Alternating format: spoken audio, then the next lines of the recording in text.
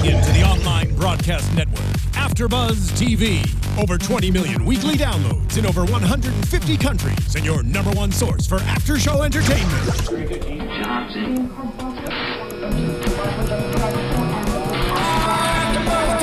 AfterBuzz TV, the destination for TV superfans, producing after shows for over 300 of your favorite TV shows, interviewing celebrities and showrunners, and bringing you behind-the-scenes exclusives. All thanks to E! Entertainment's Maria Menounos, producer Kevin Undergaro, and internet leader Akamai.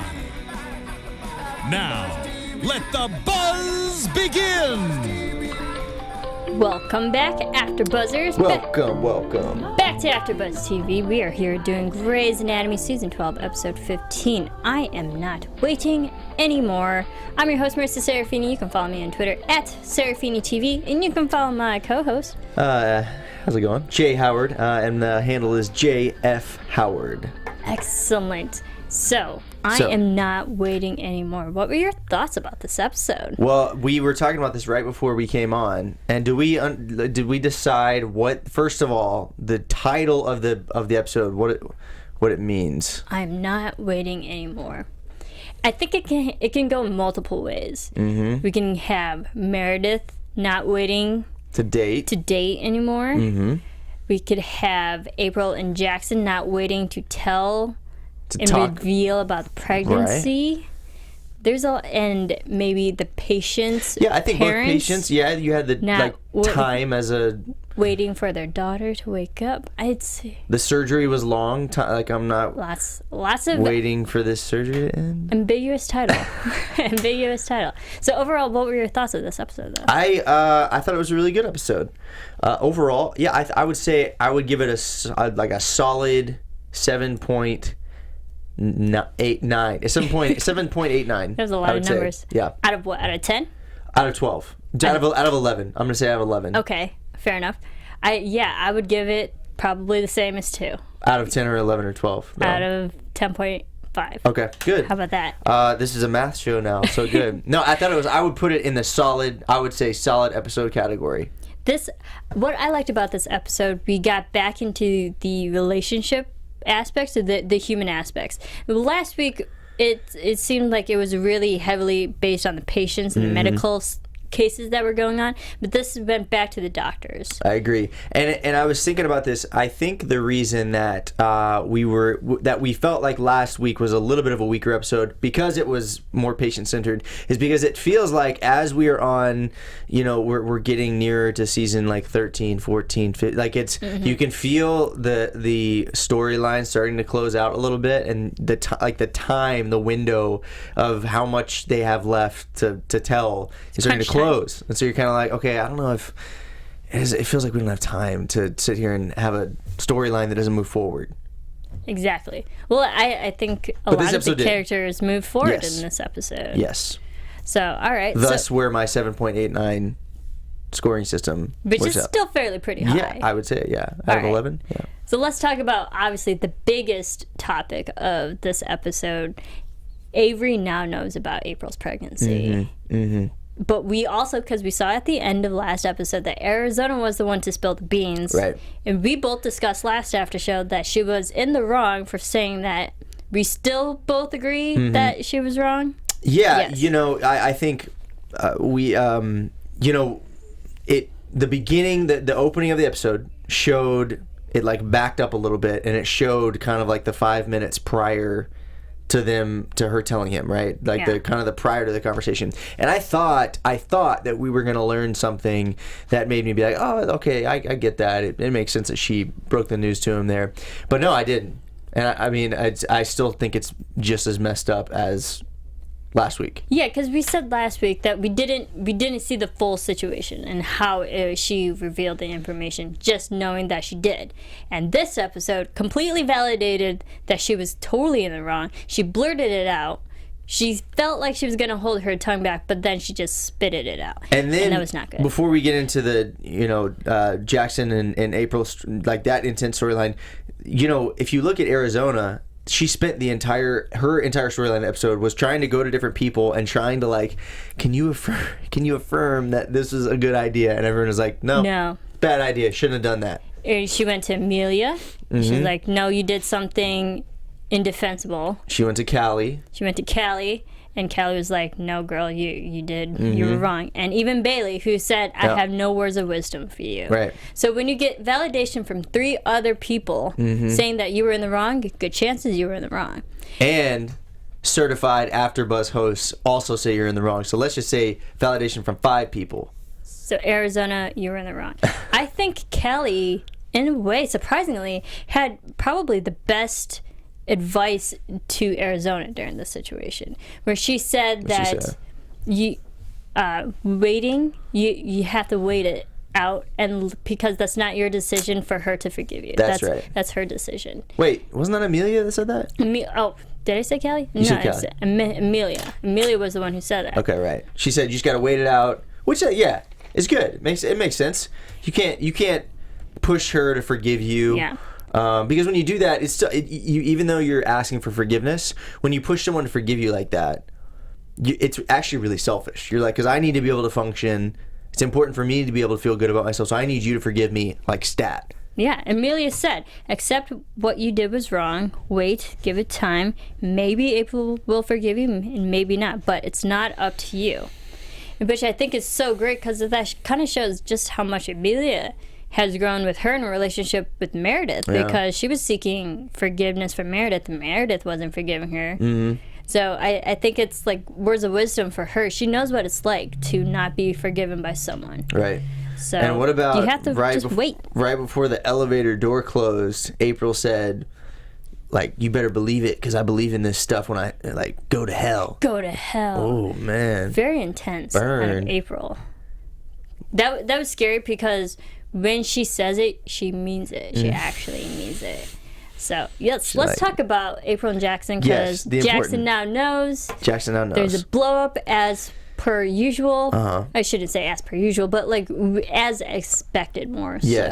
What did you think of the reaction, how they were handling it in public? In front of the other... First of all, from just an acting perspective, that was a really good scene. I liked that scene where they were going at it publicly was very well done. So I will say that.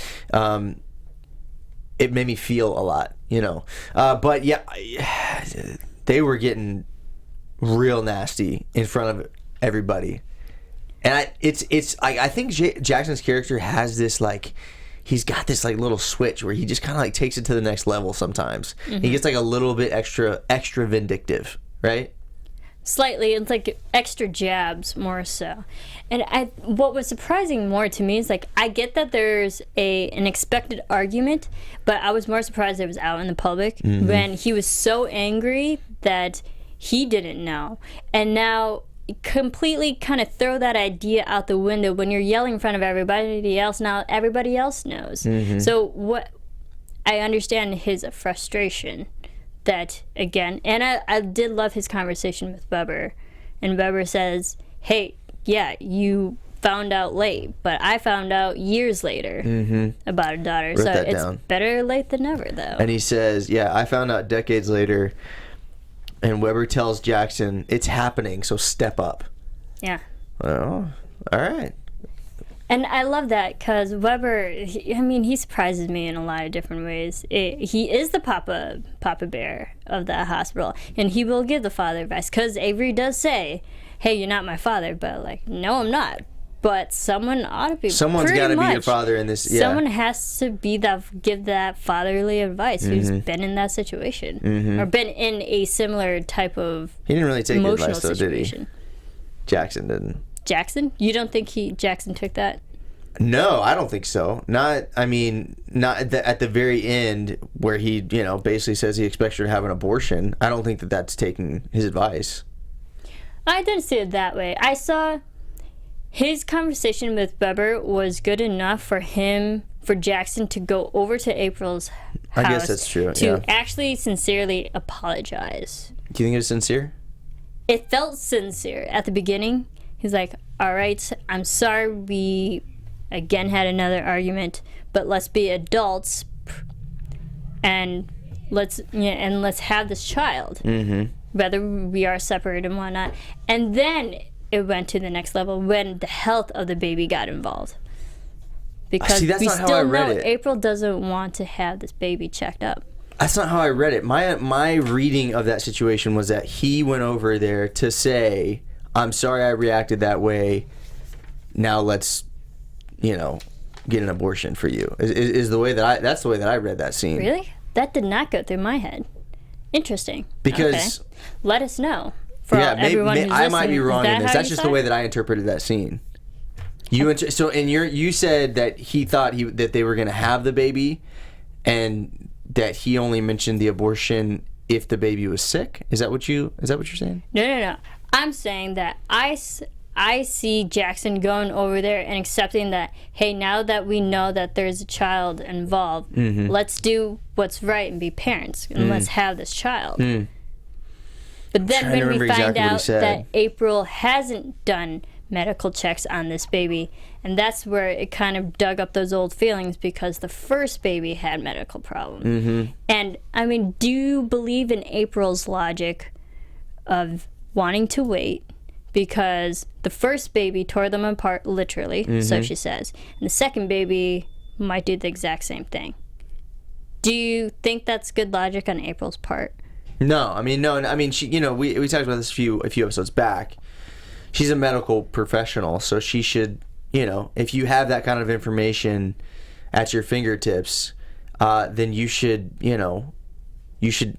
take that information and prepare yourself for what's to come. And maybe you can, change. I don't know how. I guess at that point you probably wouldn't be able to change anything. I guess if they discovered an abnormality or something like that. But at least you could prepare yourself for what's happening. Yeah, it's understandable where she's coming from in a way. Like, I know she has very strong faith, and she said that's the last thing the only thing more so that she's holding on to, that she still has faith that something good will come out of this baby. But also, she is a surgeon, she's a doctor, she knows the risks of not having a baby fully checked properly. Right. And like, I get she has a religious faith there, but in this situation, is faith enough? I don't know. And that's the question. People are tweeting at us already and talking about how frustrated they were with Jackson. Jackson is absolutely horrible on this episode. So, are you agreeing with these people who are saying these things? I mean, thank you, everyone who's tweeted. You want to shout them out? Yeah, that's Nibah Khan. I hope I said your name right. Call Me T. And there's a couple others that were tweeting us, but the Wi-Fi in here is not so great, so I'm having a hard time seeing all of them. But the general, KCK, Jacqueline, and Sarah Lewis. So do you think Jackson was horrible this episode? Just his way of going about it. Well, now I don't know, because you interpreted the scene differently than me. Now you have me questioning if I interpreted the scene correctly. Maybe I interpreted it in an empathetic way where, I don't understand what it's like to be pregnant, so I don't know. I've never been in those shoes of April, or in any situation that she's been in the show. Obviously, it's fiction. But I understand that she's going off of faith right now. Yeah. But we have to realize that she is in science too, so medically, she should just have her baby checked for medical purposes. And the fact that she doesn't upsets Jackson. So, but if her faith will not allow her to abort the baby under any circumstances, then does it even matter? Doesn't matter. Oh, and then does Jackson have a right to be mad? That's a tough question too. Does Jackson have a right to be mad if he's not doesn't have a say in the decision? You know what I'm saying? Yeah. Well, I think maybe also April does say the line, "It's my body. You are not the father until there's an actual baby born, and it's her body, it's her choice." Which is actually inconsistent with her faith, but... And I think that goes along with the whole idea, maybe that's where you got the abortion conception from. But, I mean, I understand it's also... It's so hard. This is the tough decision between April, where it walks a fine line of what's wrong and what's right. And there's a lot at play. There's so different opinions. How do you deal with a baby that may or may not be normal? And then there's the abortion issue, which her faith will not allow her to have. And then there's her. Should she tell Jackson, and then should Jackson have a say in how the baby is raised or born, and then just their relationship in general? Just should she have told him they've gotten divorced? I mean, so there's it's like an onion. Their relationship is like an onion with a million layers right now. So many different layers. All right, so we do ask, now that we know that Jackson did go on a date, do we officially think they are divorced? He did sign those papers? No. The more we talked about it, I'm going to be stubborn. I don't think that he signed the papers. I know. And I know a lot of people were saying that why would Jackson go on a date with someone if he wasn't officially divorced yet? I don't know. I'm not that worried about it. It's like, and I think just to test the waters. We're both agreeing for the good drama it could be if he didn't sign those papers. It would just make it immoral, more so. It's not illegal; it's immoral. I could easily see it being something like, I just wanted to, I don't know, test the waters. I was acting out, something like that. You know what I mean? I don't know. Yeah. Okay. So April and Jackson, they still have a lot of issues. We'll see more of that. We'll see more of that. But on the flip side, on a happier take a quick break and lighten this up just a little bit. Let's lighten this up. We had to get that out of the way.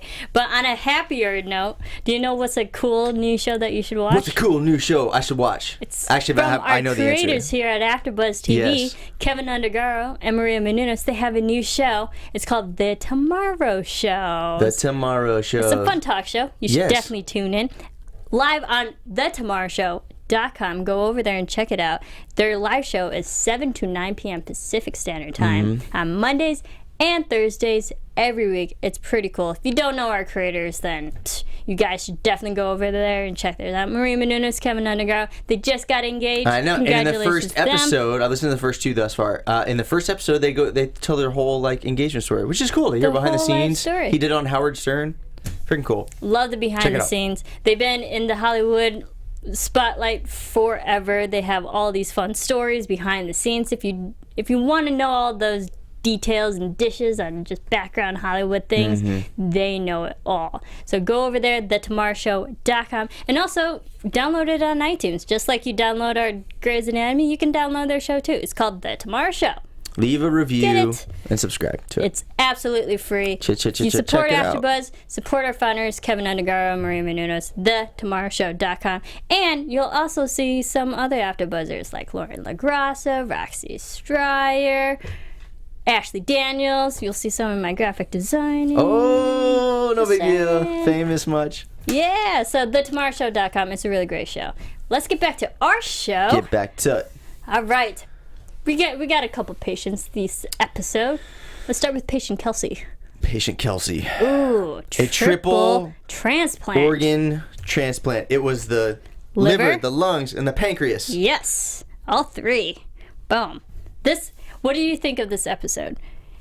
Or this storyline for this patient? It seemed pretty positive. Mm-hmm. And I liked how it started off on an innocent note with her, because her biggest worry was going to spring formal or the dance. Her high school dance and people pitting her. It's like, oh, to be a teenager and have that your biggest problem. But again, she does have health issues. So, but I liked how she was such a teenager, and she's going through a humongous operation. What were your thoughts? It's good. These kind of scenes are where I think Karev is really likable. Mm-hmm. Seeing him deal with people like this, I think he's really likable. And it was a good. I feel like you and I talk a lot about pacing in this show, and I think that this 17-hour surgery that they were kind of structured the whole show around was kind of a good pacing mechanism for the show.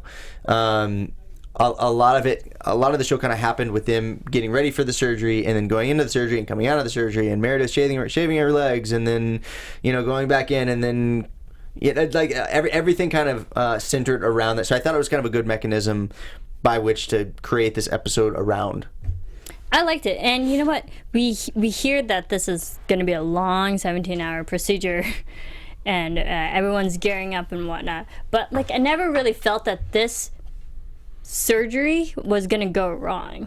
Yeah, that's a good point. Like, there was really no jeopardy involved into it. So I always felt like, hey, this is going to be an awesome triple transplant surgery, and it was just going to come out with everybody winning in the end. Mm-hmm. Sure enough, it did. There was like no problems at all, right? Yeah, no problems. Kelsey was her name. Kelsey, patient Kelsey. What during this, because it's such a long procedure, a lot can happen. Meredith is a little wishy-washy about her date with Thorp. What were your thoughts of Meredith and how she was kind of nervous, kind of not, getting ready for the date, going, canceling, back and forth? First of all, I have to say, as an aside, when she was shaving her legs, the sound effects of like her, did that like grate on your, like when it was like shh on it? Oh. Well, I'll just say shaving at a last minute in that kind of situation, it can like, be rough. Made me shiver like hearing that sound. What girls go through. Oh man. Aside from that, I'm trying to think how I feel about their relationship. You know, I think it was good. I think the way that they finished out the episode with their relationship was really good. They started up with this kind of like romantic, meet cute kind of, you know, rom-com. They're outside kind of flirting back and forth. You want to go on a date with me? Maybe. And you know, they're just kind of talking about going out for drinks. It's kind of okay, and then she cancels on him. Yep. And then at the very end, you see them like sitting in the car in the rain, eating burgers and fries with lots of ketchup, apparently, and they're bonding.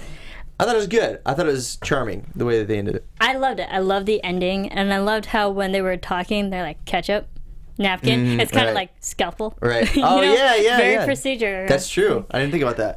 I liked their chemistry together, and I liked how Thorp was just so understanding, and he's not the person, from what we've seen in these short amount of episodes with him, he's not the person who will be impatient and is pressuring her. Be like, no, we can go on a date another time. Doesn't have to be tonight. I'll just keep asking. Yeah, and he's so different from how he was originally portrayed. Was that last episode? Two episodes ago, I guess. Yeah, how he was originally portrayed in the first episode. They portray him as kind of like a jerk, like almost like a villain. Yeah, you know, an antagonist. Right. But I like that because now it comes from like he's very extreme when he cares so much to the point it can be extreme. And now maybe it could, like, maybe on the flip side, he can be as soft and caring in that way and be patient when it comes to things he actually wants to care about. He's been patient with her, which is cool. So maybe you know, a lot of times in this show when they introduce a new love interest, it takes me a little while to like warm up to him. And a lot of times I feel like my first reaction is like, it's not gonna work out. But I feel like I'm kind of okay. All right, I can see this. It's cool. Like it. I can see them together. I like there was a moment where Meredith was like, I should go up, but then she decided not to, and she just decided to keep continuing her conversation with him.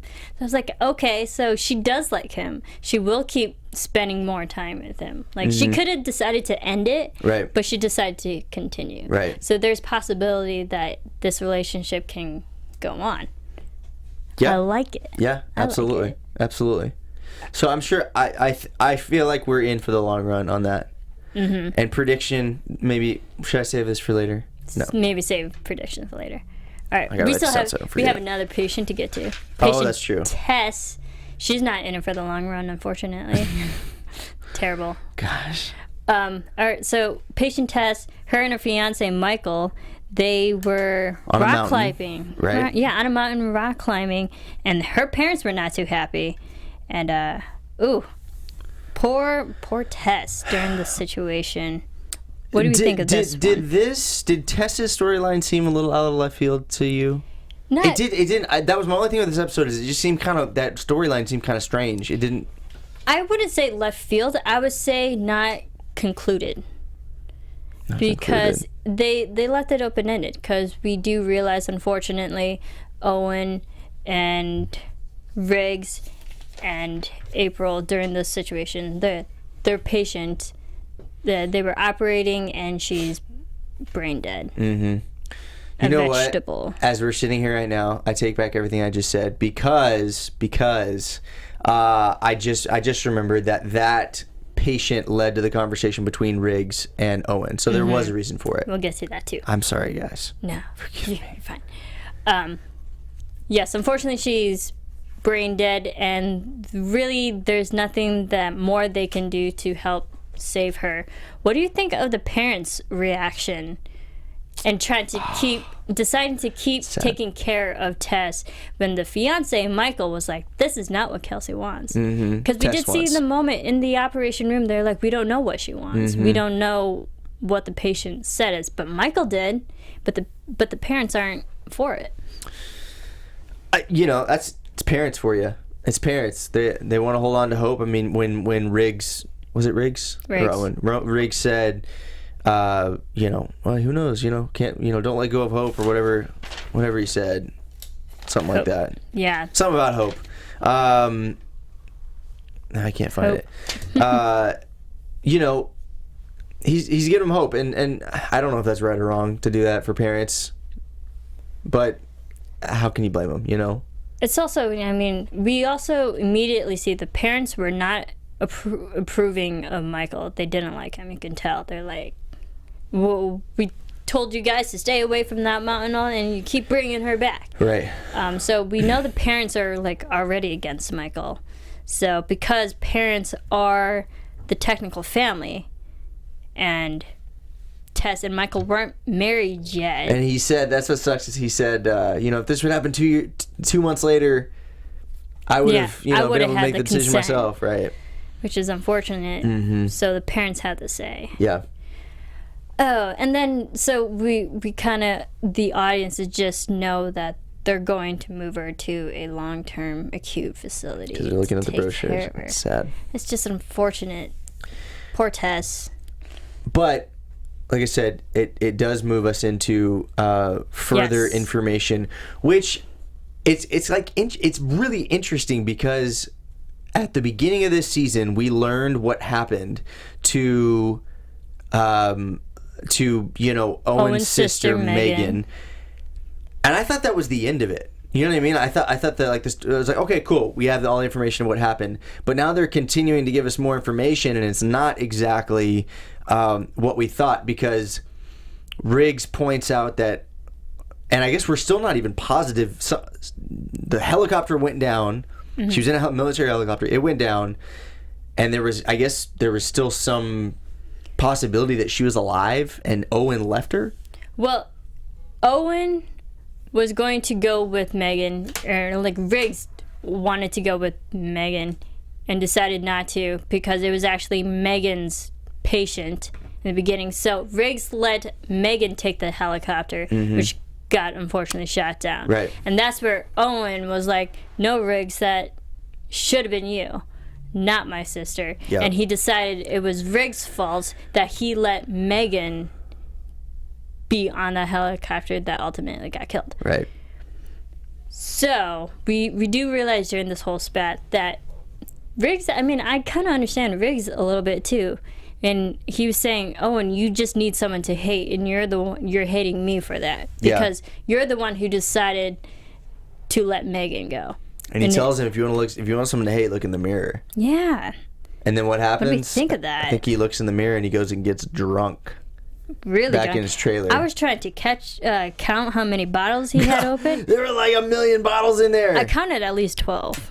There's no way. No, there's no way. Maybe he's recycling them. 6 on the counter, 4 behind him. No, he's just recycling 4 them. behind Amelia. There was 4 on the other counter that was near the actual kitchen sink. There was a lot of bottles. There were a lot of bottles. Let's just there were. Kind of assume he drank a whole 12-pack. Yeah, he was schmammered. I would have been not standing if I had drunk all those bottles. But it obviously affected him. So something that Riggs said is true. Yeah, because Riggs also does bring up the good point. No one at the hospital knew you had a sister. I didn't know. So we didn't know. The audience didn't know. So Owen, in a way, not that you're wrong, but Riggs does have a point. You were the one who decided not to tell everyone else about your sister. So there's, in a way, you disconnected yourself from your sister to the point where you didn't tell anybody else. So he's guilty. He's got shame or guilt about something. Something. What it is, we'll find out. Or do we already know? I don't think we know. I guess right now it's that he, stopped looking for her, abandoned her, or something along those lines. See, Yeah? and this is where we need Teddy back. Just maybe she could fill in those answers if Teddy was there the whole time. We need Teddy. You missed the episode where Tara and I talked to, went on a 5-minute rant. Or not really a rant, but how much we need Teddy back. How much we want Teddy back for Owen. Yeah. So maybe if someday. Teddy come back, she can fill in a lot of the gaps. Who knows? All right, I'm moving on from that. But okay, so we see Owen completely drunk, and Amelia, because they were gonna have their date finally. The lobster. Mm-hmm. The lobster date. Yeah, they've been talking about that date for 4 years now. Yeah, at least 2 episodes. But same thing. Amelia is pretty emotionally rocked by this. What do you think of her reaction and how she walked out? I think it's she's trying to. She's still trying to overcome addiction herself. Because a few episodes back we saw that she was only 60 days sober or whatever it was. Yep. So she's not that far removed from addiction. So seeing that someone she loves is dealing with addiction as well is probably not super encouraging to her and doesn't make the prospects of that relationship being a long-term relationship look very realistic. Right? That's unfortunate because they were so cute together at the beginning of the episode. Yeah. Because when they're even agreeing on the date, the way that they were looking at each other, chemistry on screen, I was like, yeah, they're freaking cute together. I like them. And then to have a complete 180 on them at the end where Amelia walks out emotionally distraught, you can tell. Yep. But yeah, I think it goes off of she's struggling through addiction. She knows what it's like. Do you think she should have stayed to help Owen sober up, or was it good of her to actually walk away in that situation? Yeah. At that point, I don't know how healthy it would have been. Maybe try to put him to bed or something like that, so he doesn't hurt himself. But with a situation that volatile, especially when you've had an addiction problem as well, it's probably best just to get the heck out of there. Yeah. He had a cool trailer though. He had an Airstream. It's a nice trailer. Airstreams are cool trailers. Well, I'm sure he makes good money being a surgeon. I liked it. I think Amelia's reaction was completely understandable. Yeah, I agree. Anything else that we may have missed that you liked, that you didn't like? I loved Karev's talk to Meredith during their, the whole triple transplant procedure, when he's convincing, pretty much telling Meredith it's okay to start dating again. It's okay to like Thorp. Get back on the horse. Get back on the horse. His whole thing is we lose people and we find new ones. It's a whole process. So it's we all do it. And I mean, he even brought up Izzy. He lost Izzy, and he had people behind. He had a lot of first time afters, quote unquote. Yeah. I really love this conversation. It felt so genuine and such a true friendship between those two. We haven't talked about this. But to kind of wrap up the episode, how about the last scene with, or one of the last scenes, I guess second to last, one of the last scenes with Owen and him comforting April. Yes. Remember that? Oh my God, so good. It was good. So, obviously, April's still very distraught. She needs a moment, and I loved this. It's having a child. No, oh, sorry, that was Barbara and Avery. Reading through my notes, everyone.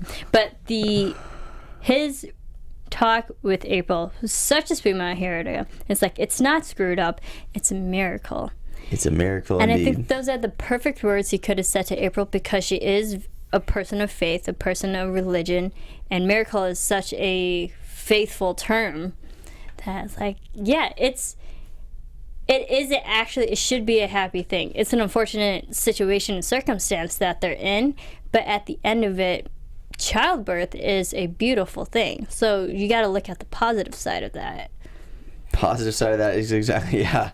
I mean, and it's funny, I wrote the exact same quote down. It's not screwed up, it's a miracle. Yeah. So hopefully that's indicative of a healthy pregnancy where everything's going to go smoothly for them. Yeah. Hopefully. I did love this moment and like that, and so good. Very hopeful. So good. Such a sweet hug. Sweet moment. All right. Excellent episode. Yes. I loved it. I would, now that we've talked through it, I would say like it moved from just a solid to a solid on the verge of like pretty good episode. Yeah, I would go up to like an 8.59 now. Wow. Big time. There was a lot of great moments in between. There were. And I didn't realize it until we broke it down just now. So. I love how you brought that up. I think the April Owen moment was probably my favorite moment out of the whole thing. I agree. It was so simple, yet so genuine. All right. So, shall we get to predictions? Predictions, yes. Can I go first? I have a good one. Go for it. Okay. Your AfterBuzz TV predictions. Okay. My prediction is that Dr. Will Thorp will end up moving very soon to Grace Sloan Memorial Hospital. Yeah. Right? Yeah. It's a good prediction, right? That's a great prediction. Yes. I don't know how I follow that. Shoot. Yes. Shoot. We can end the show right now. Well, we see the previews that they sleep together. Maybe he's half naked, so good chances it's Grey's Anatomy. Something goes down. Meredith and Thorp probably slept together, but something happens and she kicks him out. Who knows? I don't know. Very interesting. What do you think is going to... Do you think April and Jackson are on the up and up, or it's going to get worse from here? Oh, man. I don't know. It's hard. I think it's probably going to get worse before it gets better. I think at this point. All right. Where do you think April stands with Arizona? I think that will mend. That will mend. Blow over in a while. Do you think? I don't know. That was such a terrible thing Arizona did. It was. As a doctor, as a friend, that does take a long time to get over.